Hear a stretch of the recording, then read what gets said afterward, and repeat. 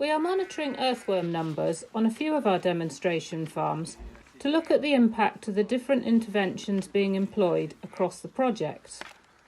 We start by lifting a block of earth from the ground that is 20 by 20 by 20 centimetres. This conveniently coincides with the size of the spade. We then crumble up the soil, breaking it all apart, and any earthworms we find are placed in the bowl for counting. It requires some careful searching as some of the worms are very small and are hidden among the grass roots. So we've got 16 in total.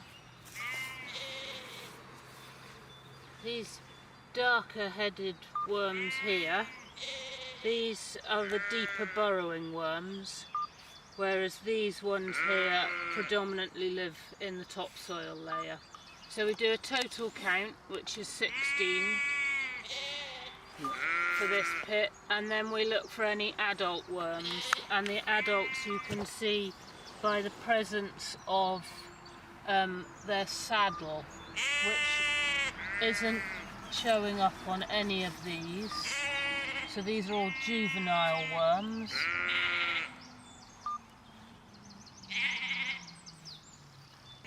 This one you can just about make out, just there. So it's 16001. So we have one adult of the deep burrowing worms.